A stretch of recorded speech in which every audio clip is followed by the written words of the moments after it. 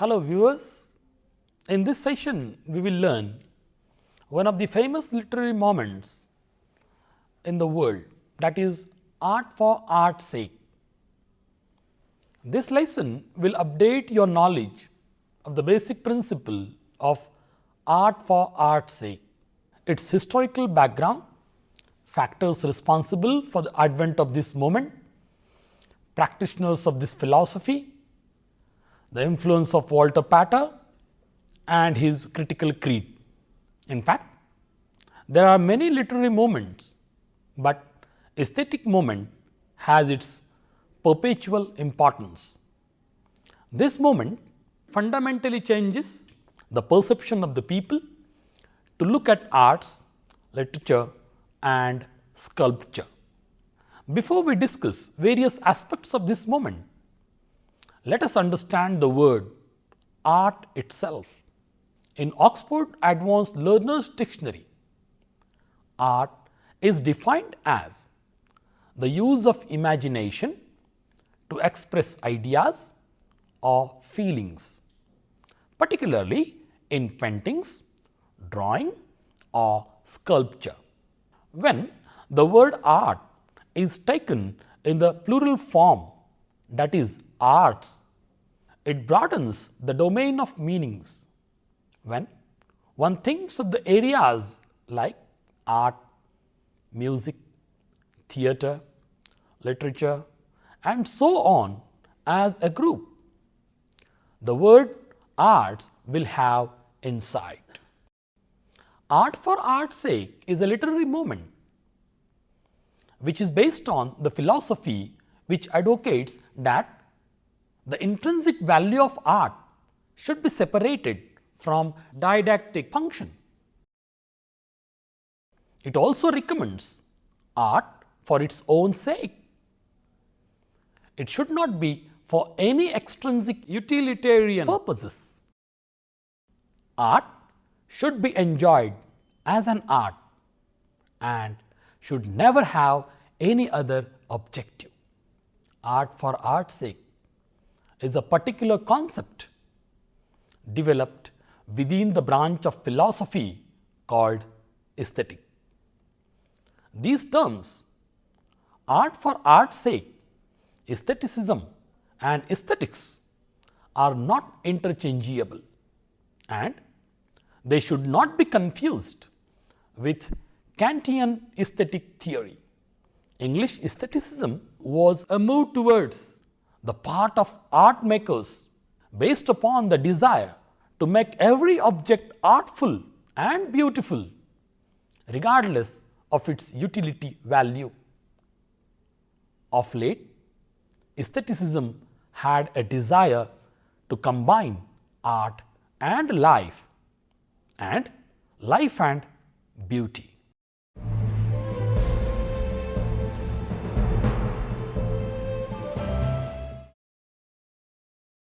Historical background. The idea of art for art's sake originated from the elegant French phrase l'art pour l'art, which basically deals with advertising and political slogans than with aesthetic and critical theory. Although the slogan states art for art's sake, in practice it usually means that art should avoid social, political and moral themes and concentrate instead on creating beauty. So, it really means art for art's sake of beauty and its elevating effects.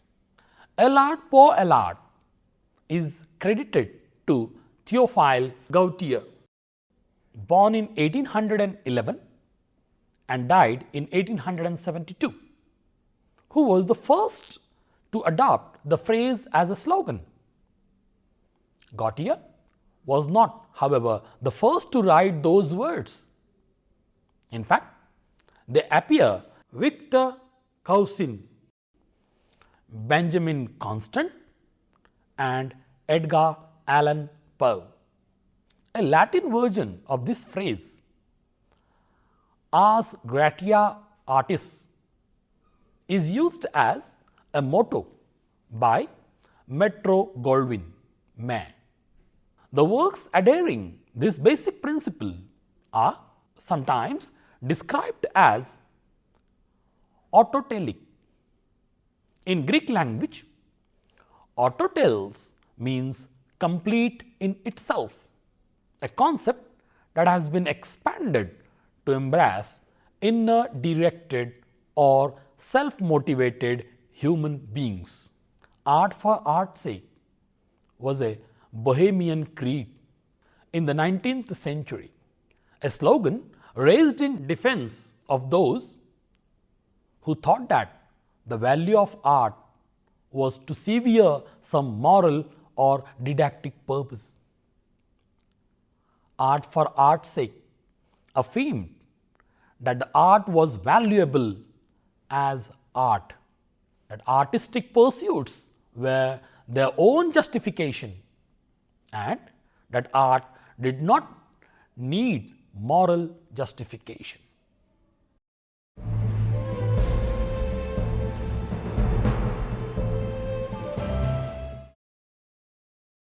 Factors responsible for the advent of the philosophy. Literary movements like aestheticism and art for art's sake are the results of the 19th century literary and social scenario. In the latter part of the 19th century, the dominance of scientific thinking, widespread indifference or hostility of the people to any art had reached to its height. For the people, having taste for poetry, paintings and other arts needed some scope to give vent to their feelings and emotions. These movements started in France, then had its spiral grip on the artists of the respective era all over the Europe. These movements were self-sufficient and had no use or moral aims outside their own being. According to the practitioners of the arts for art's sake, the end of a work of art is simply to exist in itself.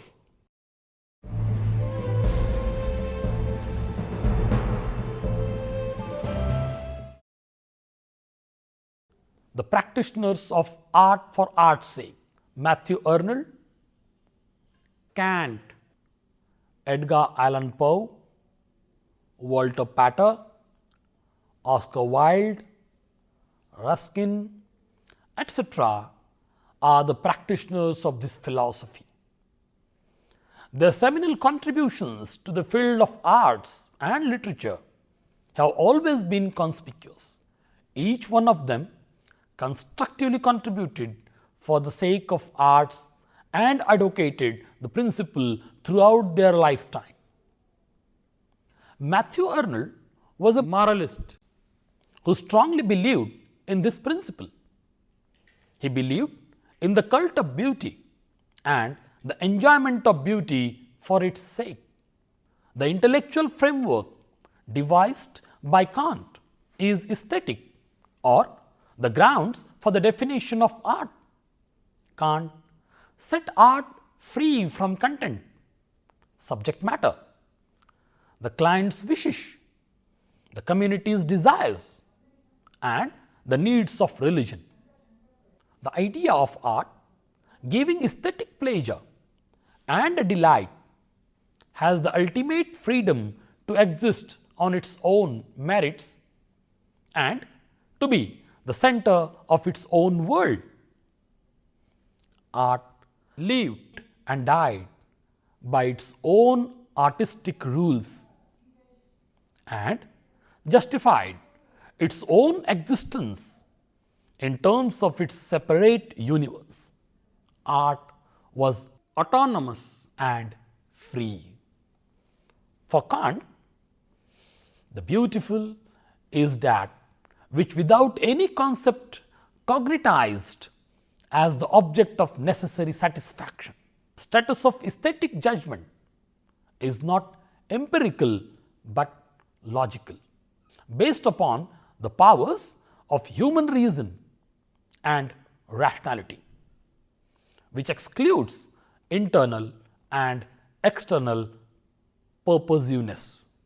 Kant introduces purposiveness without a purpose, allowing the mind of the one who contemplates art free, unrestricted play of the mental faculties.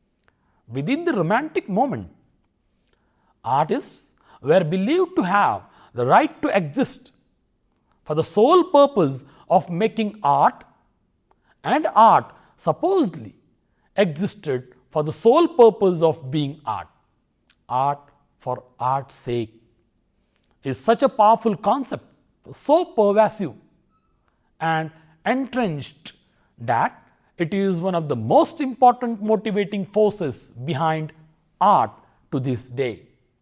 With the initiation of art for art's sake, a phrase coined perhaps by Benjamin Constant in response to or as a definition of Kant's ideas, the artist and the work of art now had a purpose again, not a social purpose, but a purpose that was strictly an art purpose. Confronting the staid and serious neoclassic was its rival ideology, Romanticism, which championed the artist as a genius and art as an expression of that genius, concepts which were purely Kantian.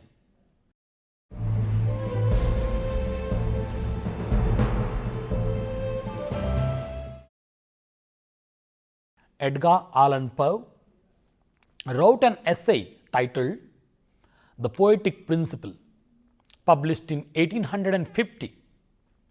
He argues, we have taken it into our heads that to write a poem simply for the poem's sake, and to acknowledge such to have been our design, would be to confess ourselves radically wanting in the true poetic dignity and force. But the simple fact is that would we but permit ourselves to look into our own souls, we should immediately there discover that under the sun there neither exists nor can exist any work more thoroughly dignified, more supremely noble than this very poem. This poem per se, this poem which is a poem and nothing more, this poem written solely for the poem's sake. For more than 40 years, Ruskin emphasized man's essential need for arts and considered such vindication a major part of his critical enterprise. Ruskin insisted art, properly so called, in no recreation. It cannot be learned at spare moments, nor pursued when we have nothing better to do. It is no handiwork for drawing room tables.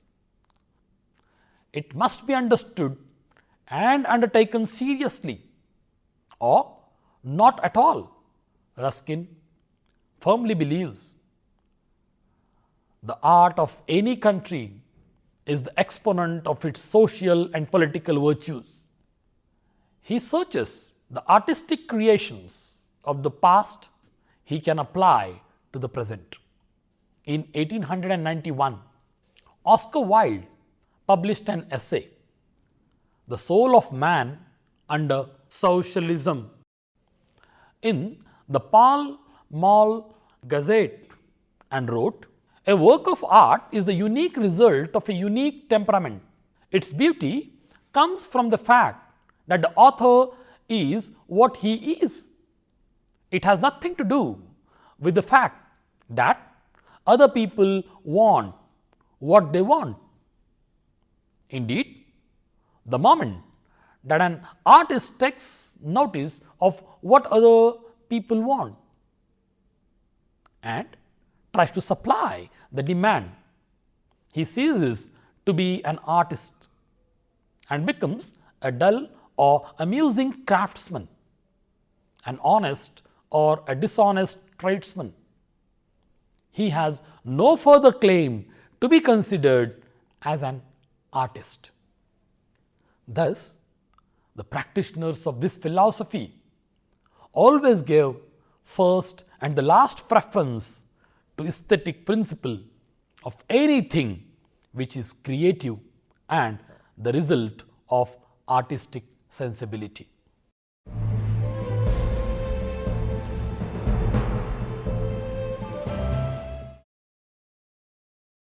Walter Pater's influence. Walter Horatio Pater, born in 1839 and died in 1894, an English author, was the most influential figure in the aesthetic movement of the late 19th century. The primary influence on Pater's mind was his classical studies, colored by a highly individual view of Christian devotion and pursued largely as a source of extremely refined artistic sensations. Pater's early influence was confined to a small circle in Oxford, but he came to have a widespread effect on the next literary generation. Oscar Wilde, George Moore, and the estates of the 1890s were among his followers and show obvious and continual traces both of his style and his ideas. In his latter critical writings, Pater continued to focus on the innate qualities of works of art, in contrast to the prevailing tendency to evaluate them on the basis of their moral and educational value. To a large extent, Pater's dissatisfaction with realism determined the figures that came into Pater's life in the post-Renaissance years, for they usually came motivated by similar disaffection with realist aesthetics. His close friends were of the ranks of essayists and poets that history has left behind.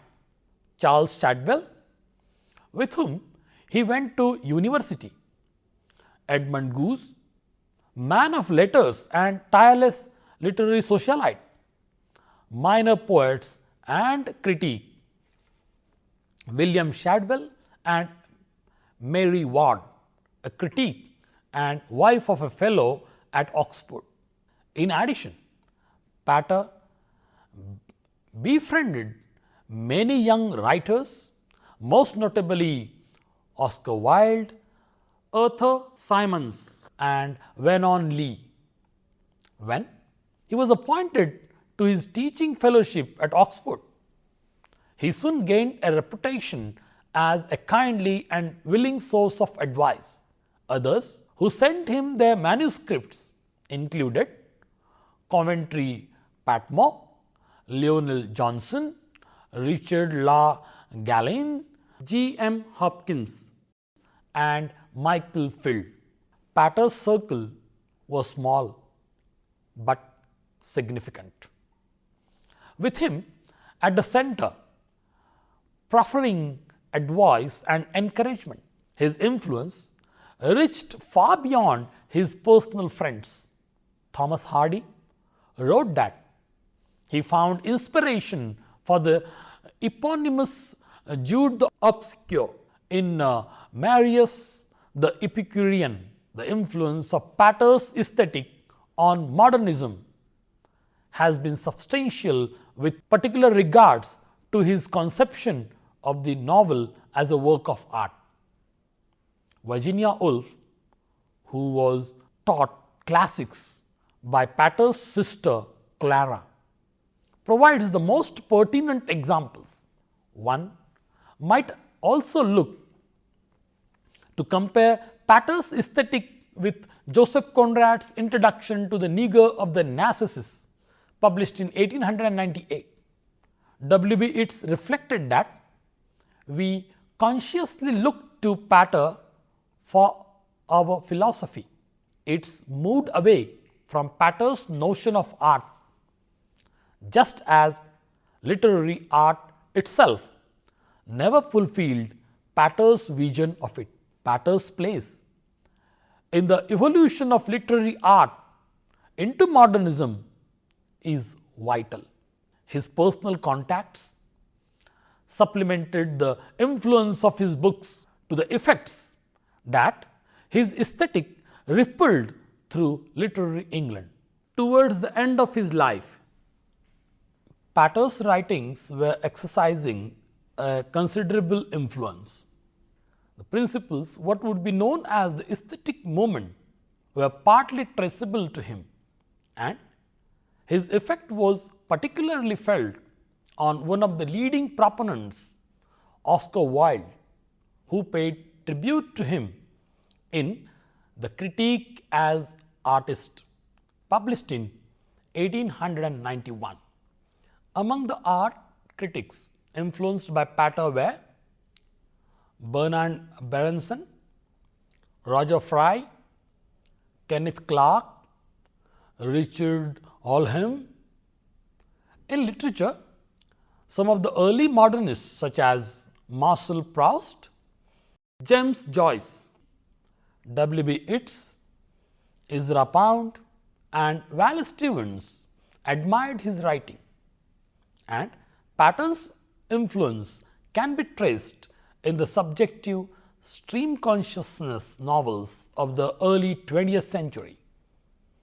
In literary criticism, Pater's emphasis is on subjectivity and on the autonomy of the reader helped prepare the way for the revolutionary approaches to literary studies of the modern era.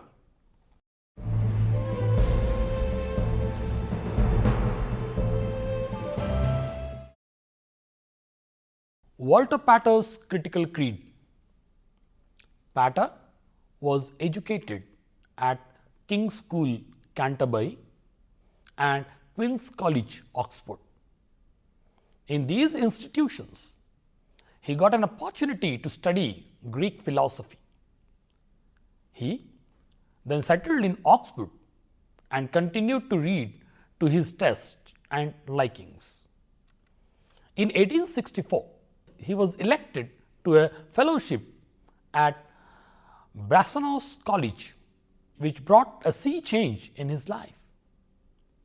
Pater then began to write for reviews and essays on Leonardo da Vinci, Sandro Botticelli, Pico della Mirandola, Angelo and others, which were collected in 1873 as Studies in the History of Renaissance. Later, it was renamed as the Renaissance Studies in Art and Poetry. In the concluding essay, The Renaissance, Pater asserted, of such wisdom, the poetic passion, the desire of beauty, the love of art for its own sake has most.